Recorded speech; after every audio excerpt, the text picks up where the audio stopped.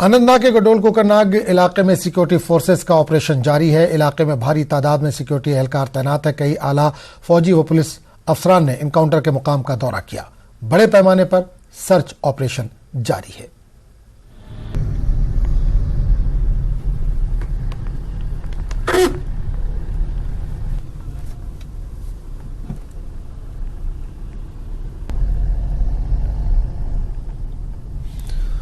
तो तस्वीरें देख रहे हैं कोकरनाग इलाके की। ये तस्वीरें जहां सिक्योरिटी फोर्सेस का ऑपरेशन जारी है। छठा दिन है आज ऑपरेशन का। पूरी तरह से इलाके को मुहासरे में ले लिया गया। इलाके में भारी तादाद में सिक्योरिटी एहलकारों को तैनात किया गया है। कई आला फौजी और पुलिस अफसरान जो है वो इनकाउंटर के मुकाम पर पहुंचे और वहां का दौरा भी किया। उन्होंने बड़े पैमाने पर सर्च ऑपरेशन इस वक्त चलाया जा रहा है। हालांकि कुछ दिक्कतें भी पेश आई। बारिश के सबब कुछ दिक्कतों का सामना करना पड़ा सिक्योरिटी एहलकारों को। इसके अलावा ये पहाड़ी इलाका है, इसकी वजह से भी दिक्कतों का सामना करना पड़ा। छठे रोज़ आज ऑपरेशन चल रहा है। कोकरनाग इलाके में सिक्योरिटी फोर्सेस का ये ऑपरेशन लगातार जारी है। हालांकि गोलियों का तबादला फिलहाल थमा हुआ नज़र आ रहा है, लेकिन अभी पूरी जानकारी नहीं मिल पाई है कि कितने मिलिटेंट को मार गिराया गया है।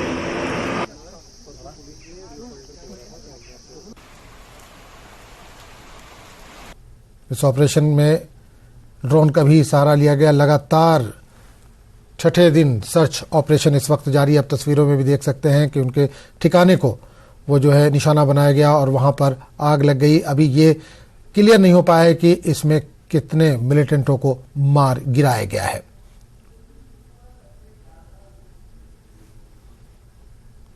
तो अनंतनाग के गडोल इलाके की ये तस्वीरें हैं जहां सिक्योरिटी फोर्सेस का ऑपरेशन जारी है। लोगों को अपने घरों में रहने के लिए कहा गया है। गैर जरूरी बाहर ना निकलने की ताकीद की गई है ताकि किसी तरह के सिविलियन को कोई नुकसान ना पहुंचे। जगह जगह नाके लगा दिए गए हैं और हर जगह तलाशी मुहिम इस वक्त जारी है। रात के वक्त भी सर्च ऑपरेशन जारी रहा, लेकिन मौसम की खराबी के चलते दिक्कतों का सामना करना पड़ा। लेकिन फिलहाल सर्च ऑपरेशन इस वक्त जारी है और उम्मीद है कि आज ये ऑपरेशन मुकम्मल हो जाएगा।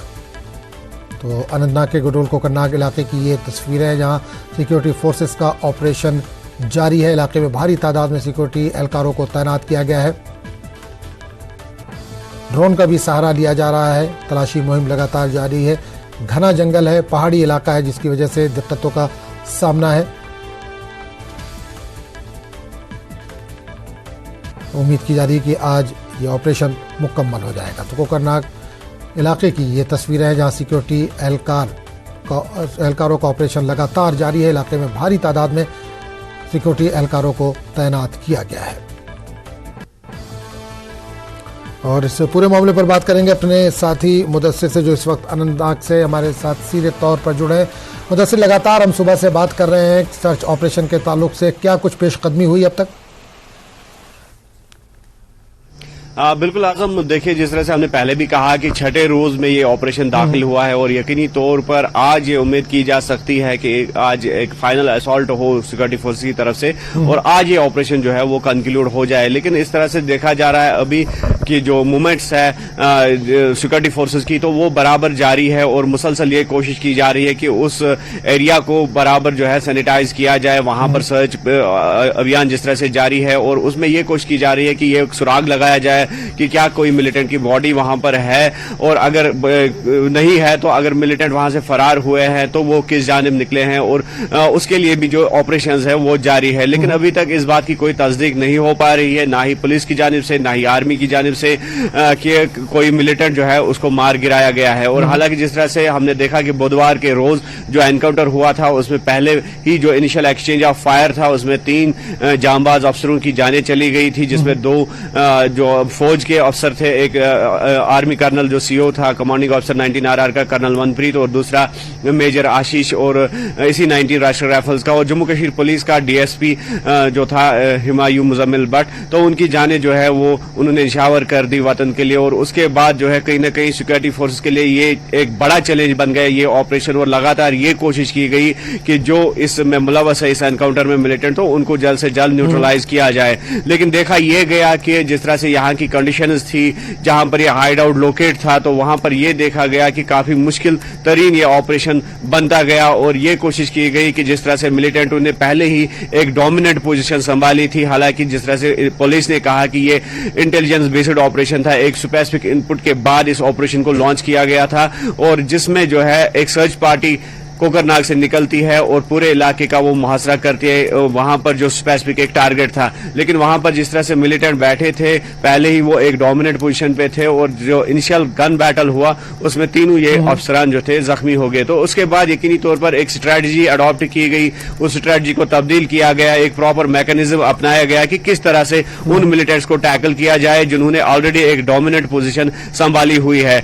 और जिस तरह से हमने लगातार उस एरिया का जो है वो देखा कि किस तरह से सिक्योरिटी फोर्सेस उस पर दावा बोल रहे हैं, लगातार उस पर बॉम्बिंग्स हो रही है, लगातार एरियल जो ड्रोन्स है, हेलीकॉप्टर्स है, क्वाडकॉप्टर्स है, उनका जो है इस्तेमाल किया गया और ये एरियल सर्वेलेंस के तहत ही पता चला कि स्पेसिफिक टारगेट जो है वो कहां पे है, क्योंकि ये हाइड आउट जो है आसपास जंगलात से गिरा हुआ है और इसलिए ये एक इजी टास्क नहीं था सिक्योरिटी फोर्सेस के लिए कि वो इस एरिया को जल्द से जल्द जीरो इन कर दे, इस हाइड आउट को। लेकिन बिलाखिर कल हमने देखा कि जो ये हाइड आउट है वो पूरी तरह से तबाह हो गया है। लेकिन अब देखने वाली बात यह होगी कि जब सिक्योरिटी फोर्सेस वहां पर पहुंचेंगे, हाइड आउट के अंदर दाखिल होंगे, तो वहां पर क्या होगा ये देखने वाली बात होगी और इसका जरूर हमें भी इंतजार रहेगा। और तब तक जो है हो सकता है कि आर्मी या फिर जो पुलिस है उनकी जानिब से कोई बयान सामने आ जाएगा और उससे ये पता चलेगा कि ऑपरेशन अभी किस स्टेज पे है। बजाहिर ये लग रहा है, जिस तरह से हम बॉडी लैंग्वेज भी देख रहे हैं सिक्योरिटी फोर्सेस की, तो कल से हम लगातार ये देख रहे हैं कि शायद ये फाइनल असॉल्ट की अब जो है तैयारियां जारी है। और जिस तरह से देखा कि आरपीजीज का यूज किया गया और रॉकेट लॉन्चर्स भी दागे गए उस हाइड आउट पे, और इसमें जो है योगदान निभाया जो जम्मू कश्मीर पुलिस का स्पेशल ऑपरेशन ग्रुप है और जो आर्मी है राष्ट्रीय राइफल्स, उनका खास योगदान रहा, खास कलीदी रोल उन्होंने अदा किया इस ऑपरेशन में। और इसके साथ साथ जो एक्सटीरियर ग्रिड है सिक्योरिटी का, वो सीआरपी ने उसमें काफी कंट्रीब्यूट किया है और ये कोशिश की जा रही है कि पूरा जो इलाका है उसकी पकड़ जो है, जिस तरह से मुहासरा किया गया है, घेराबंदी की गई है, तो वो मजबूत से मजबूत तर हो, ताकि अगर यहां से मिलिटेंट निकले हैं तो वो किस ओर गए हैं, वो किस ओर फरार हुए हैं, वो भी देखा जा रहा है। और अगर किसी जो एग्जिट पॉइंट था कोई जहां से बच निकलने की जो है कोशिश करेंगे मिलिटेंट, तो वहां पे उनको दर दबोचा जाए, उसके लिए भी जो है पहले ही इकदाम सिक्योरिटी फोर्सेज ने उठाए हैं। तो कुल मिलाकर हम ये कह सकते हैं कि आज छठे रोज भी ऑपरेशन जारी है। बिल्कुल मुदस्सिर, एक चीज और जानना चाहूंगा, सुबह हमने बात की तो जो लोकल लोग हैं, जो सिविलियन है, उनके लिए स्पेशल गाइडलाइन जारी की गई कि अपने घरों में रहें। तो जो उनको जरूरियात जिंदगी की चीजें हैं, दूध है, दवाई है, सब्जियां हैं या कुछ और खाने पीने की चीजें, वो किस तरह से मुहैया हो पा रही हैं अगर वो घरों से नहीं निकल पा रहे हैं? तो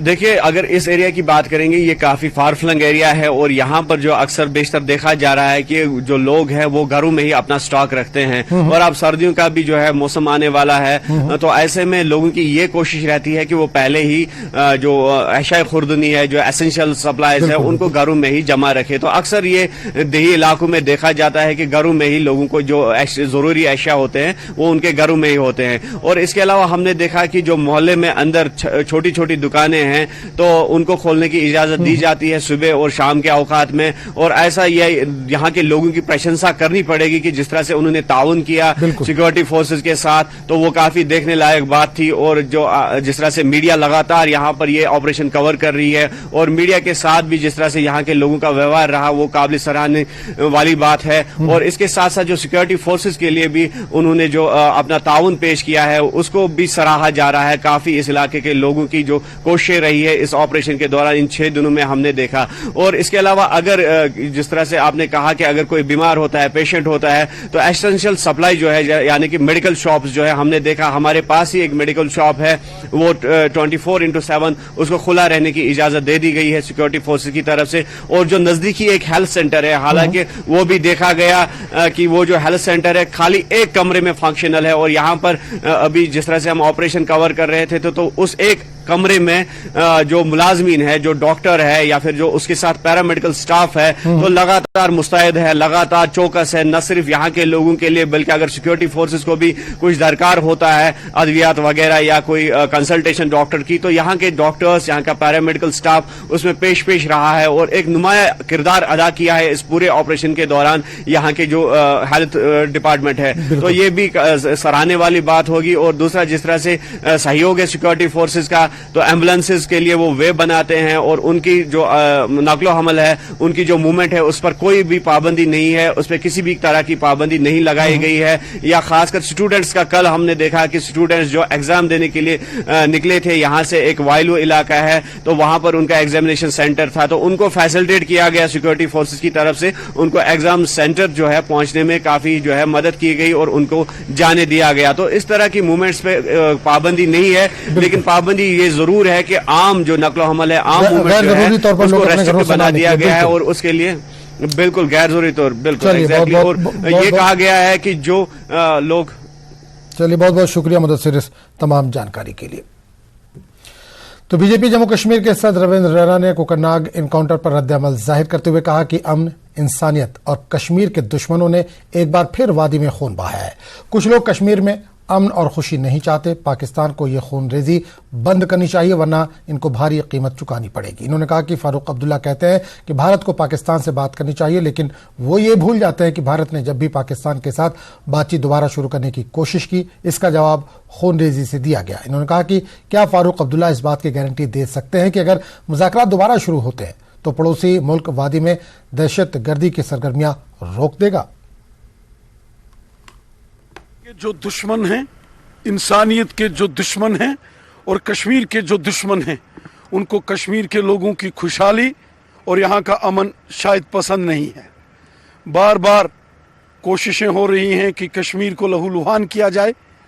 बार बार इस किस्म की साजिशें करने की फिराक में पाकिस्तान और उसके जो आतंकी हैं वो कोशिश कर रहे हैं कि यहाँ के अंदर खून खराबा किया जाए। और इसी साजिश को उन्होंने, चाहे अनंतनाग के कोकरनाग हो या नॉर्थ कश्मीर के अंदर, एक साजिश की गई है। हमारे आर्मी के जवान हो, हमारे पुलिस के जवान हो, हमारे पैरामिलिट्री फोर्सेस के जवानों ने हर चैलेंज को पूरी कामयाबी के साथ, हर साजिश को विफल किया है और आगे भी हर साजिश को विफल किया जाएगा। ये जो अमन के दुश्मन है, ये इंसानियत के और कश्मीरियत के दुश्मन है। पाकिस्तान चाहता है कि कश्मीर को कब्रिस्तान बनाया जाए, लेकिन उसकी कोई साजिश यहाँ कामयाब नहीं होने देंगे। और हम पाकिस्तान को ये वार्निंग देते हैं कि सुधर जाओ, वरना इस खूनी खेल का अंजाम बहुत बुरा होगा। डॉक्टर फारूक अब्दुल्ला साहब ये तो कहते हैं कि पाकिस्तान से बात करो, लेकिन साथ वो ये भी बताएं कि पाकिस्तान में बात करो तो किससे करो, क्योंकि पाकिस्तान में चुनी हुई सरकार की तो कोई सुनता नहीं। जो आज प्राइम मिनिस्टर होता है वो कल जेल की सलाखों में होगा, तो किससे करें? और दूसरा, क्या पाकिस्तान से बातचीत होगी और उसके बाद ये बम, बंदूक, पिस्तौल, गोलियां बंद हो जाएंगी? क्या मोहतरम डॉक्टर फारूक अब्दुल्ला साहब इस बात की गारंटी लेंगे? अटल बिहारी वाजपेयी साहब बस में बैठ के लाहौर गए थे बातचीत करने के लिए, दोस्ताना ताल्लुकात बनाने के लिए। क्या अंजाम हुआ था? कारगिल में हमला किया गया था। वाजपेयी साहब ने पाकिस्तान के सदर को आगरा बुलाया था तो पार्लियामेंट के ऊपर अटैक हो गया था। मोदी साहब भी जब काबुल से दिल्ली आ रहे थे तो लाहौर चले गए थे दोस्ताना ताल्लुकात के लिए। हिंदुस्तान ने तो दुनिया के तमाम मुल्कों से दोस्ताना हमारा संबंध है। यूनाइटेड अरब अमीरात हो, सऊदी अरेबिया जैसे लोग हमारे हिंदुस्तान के दोस्त हैं। हिंदुस्तान ने तो सबसे बात की।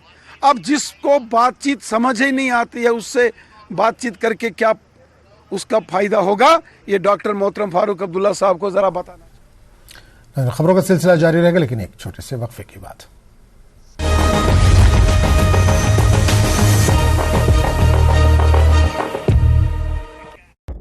हम करेंगे बातचीत। शहीद DYSP हुमायूं बट को किया खिराज अकीदत पेश, लवाहिकीन के साथ इजहार ताज़ियत। फारूक अब्दुल्ला के बयान पर बीजेपी का रद्द-ए-अमल। आशीष सूद का फारूक अब्दुल्ला के बयान पर जमातों की खिसक रही है। जम्मू कश्मीर में सियासी जमीन बौखलाहट में कर रहे हैं।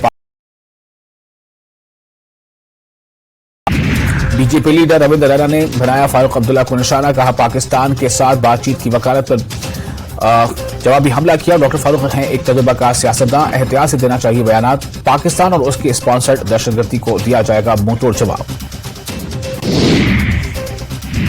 जम्मू कश्मीर प्रदेश कांग्रेस के वर्किंग प्रेसिडेंट का बयान, कहा कांग्रेस पार्टी डॉक्टर फारूक अब्दुल्ला के बयान की नहीं करती तायीद। वादी में है अमन, हुकूमत के दावों पर उठाए कांग्रेस ने सवाल। अलहदगी पसंदों को कौमी धारे में शामिल करना एक खुशाइन कदम, लेकिन कातिल नहीं कर सकते हमारे मुस्तकबिल का फैसला। मरहूम मौलवी इफ्तिखार अंसारी के गुनाहगारों को मिलनी चाहिए सजा। सीनियर पीसी रहनुमा आबिद हुसैन अंसारी का बयान। बीजेपी के सीनियर लीडर मोहम्मद सिद्दीक खान का बयान, कहा सुप्रीम कोर्ट दफा 370 का फैसला सुनाने में जरूर रखेगा कौमी मफाद को मद्देनजर। हेडलाइंस प्रेजेंटेड बाय पेट सफा आयुर्वेदिक चूर्ण, पेट सफा तो हर रोग दफा।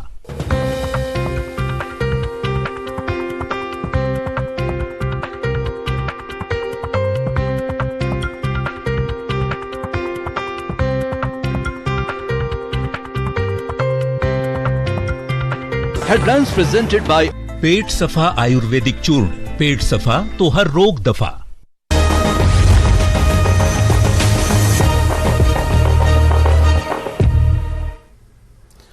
अपनी पार्टी के नायब सदर गुलाम हसन मीर का कहना है कि यह कहना सही नहीं होगा कि जम्मू कश्मीर में मिलिटेंसी का खात्मा हो गया है। इन्होंने कहा कि तमाम पिछले कई वर्षों से मिलिटेंसी में कमी वाक़ हुई है, जिससे यहां अमन की फजा कायम होना शुरू हुई। मीर ने इन बातों का इजहार टंगमर्ग में किया।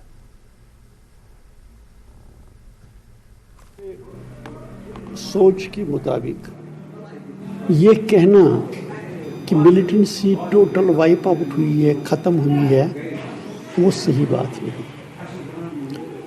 ये बात दुरुस्त है कि पिछले कई वर्षों से मिलिटेंट्स जो है उनका दबाव बहुत कम हो चुका है और साथ ही सिक्योरिटी फोर्सेस का दबाव बढ़ गया है, जिसकी वजह से यहाँ अमन हुआ। अब पत्थरबाजी नहीं होती है, गोलीबारी नहीं होती है, लोग अपने कारोबार में नॉर्मल लाइफ गुजार रहे हैं। मिलिटेंट की मौजूदगी रहेगी, ये टोटल ख़त्म नहीं हो सकती है, लेकिन अमन की कॉन्स्टिट्यूंसी सबसे बड़ी है। अमन के दुश्मन की कॉन्स्टिट्यूंसी भी है।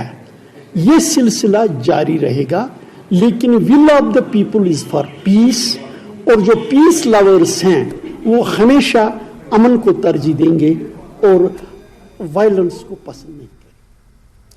कश्मीर मसले को लेकर पाकिस्तान के साथ बातचीत करने के डॉक्टर फारूक अब्दुल्ला के इस बयान पर अपनी पार्टी के नायब सदर गुलाम हसन मीर ने रद्द-ए-अमल जाहिर किया। मीर ने इल्जाम लगाया कि यहाँ की सियासी जमातों ने जम्मू कश्मीर के लोगों को बड़ा नुकसान पहुंचाया। इन्होंने कहा कि ऐसे सियासतदानों ने यहाँ के लोगों को गोलियों और कब्रिस्तानों का रास्ता दिखाया।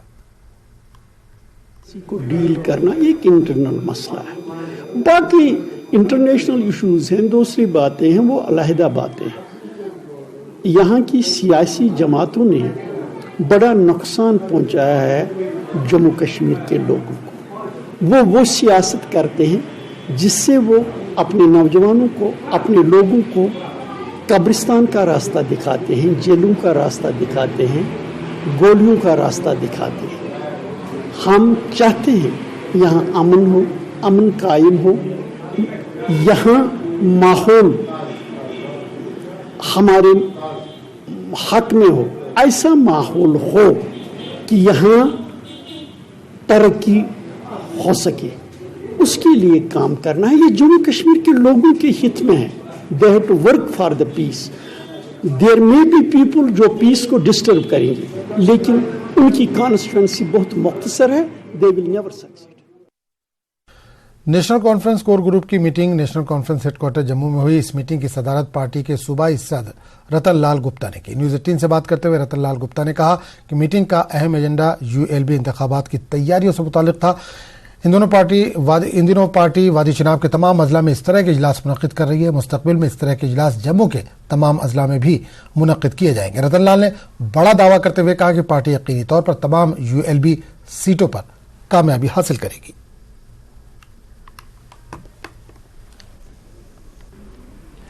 जम्मू म्यूनिसिपल कॉरपोरेशन की आज यहाँ हमारी जो चेयरमैन कमेटी जो है, जिसके कोर कमेटी जो है, जिसके चेयरमैन चंद्र मोहन शर्मा जी हैं, हमारे डिस्ट्रिक्ट प्रेसिडेंट भी हैं और बाकी हमारे साथी सभी हैं यहाँ पे बैठे हुए हैं।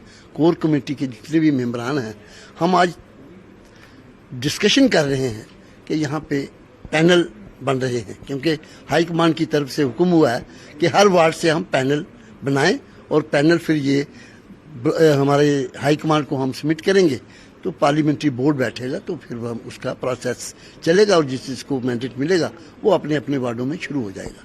इसी सिलसिले में आज ये मीटिंग चल रही है और मैं पूरे प्रोविंस के अंदर ये चल रहा है सिस्टम। अभी चुनाव वैली से होके आया हूँ, वहाँ 7 म्यूनसिपल कमेटीज़ हैं और इस अच्छी हमारी वहाँ पे पकड़ है और बहुत अच्छा एक वहाँ लहर चल रही है नेशनल कॉन्फ्रेंस की।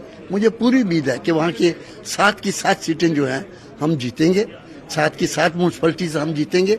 और इसी प्रकार आज जम्मू के अंदर जम्मू म्यूनसिपल कॉरपोरेशन की जो हमारे साथी यहाँ कोर कमेटी के मेंबर बैठे हैं, ये भी इनको भी पूरा विश्वास है कि जिस ढंग से हमें रिस्पांस मिल रहा है हर वार्ड के अंदर, तो हमें पूरी उम्मीद है कि हम यहाँ अच्छी मेजॉरिटी से जीतेंगे।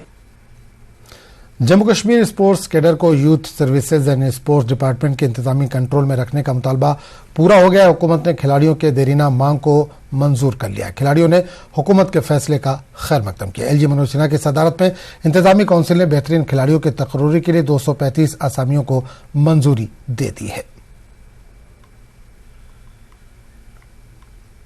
गवर्नमेंट ने अभी जो स्पोर्ट्स पर्सन्स के लिए जॉब निकाले हैं 235 पोजीशंस, उसके लिए ये बहुत ही लॉन्ग पेंडिंग था और उसके लिए हम बहुत शुक्रगुजार है। वी आर वेरी हैप्पी क्योंकि स्पोर्ट्स पर्सन के लिए मोरल बूस्ट हो रहा है और बहुत बड़ा प्लेटफॉर्म मिल रहा है।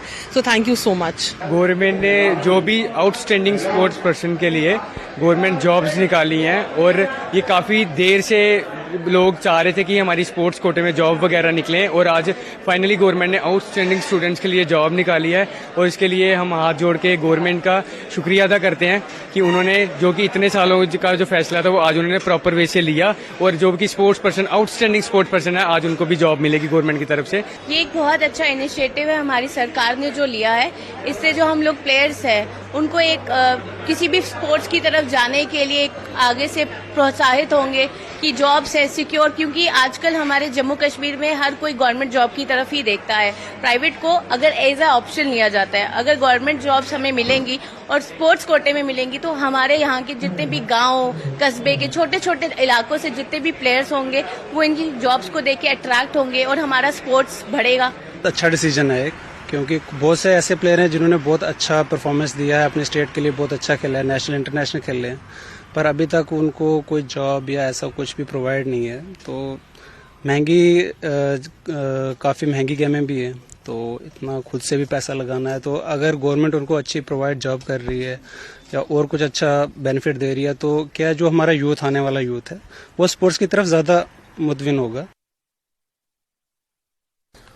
जिला कोलगाम में इस साल अखरोट की अच्छी खासी पैदावार से काश्तकार काफी खुश नजर आ रहे हैं। किसानों को उम्मीद है कि मार्केट में अखरोट की अच्छी कीमत वसूल होगी। गुज़िश्ता कुछ सालों से यहाँ की मेवा सनत को काफी नुकसान उठाना पड़ा है। उधर जिले में अखरोट के छिलकों को साफ करने के हवाले से नई टेक्नोलॉजी वाली मशीनें मुतारुफ की गई है। इससे मजदूरी की काफी बचत हो रही है और अखरोट साफ करने में भी मदद हासिल हो रही है।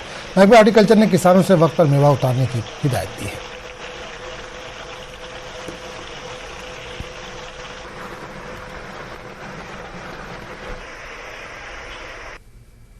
दोई कुरान मशीन यूस माल ते ज्यादा गो आसान लेबर लगन ज्यादा ती बचो अम रोजगार मसले सह बनो अम गो आसान हद खो ज्यादा आसान अत खराब यूज कुलो पे डन एंट्री बे मुश्किल ज्यादा डन तुलन अत लगन लेबर ज्यादा अस नश मशीन वनकन एवेलेबल करो कुलगामिस ओवरऑल द्राव सरसी जम्मू कश्मीर माल यूज ज्यादा कुलगामिस ज्यादा माल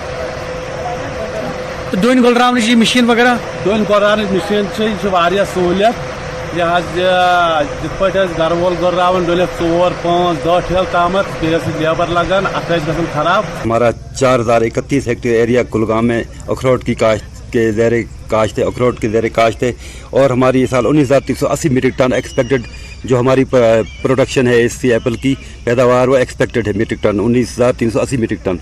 तो अखरोट में भरपूर फसल है, इंशाल्लाह अच्छी फसल है। अब हम कई जगह पे अखरोट उतार भी रहे हैं।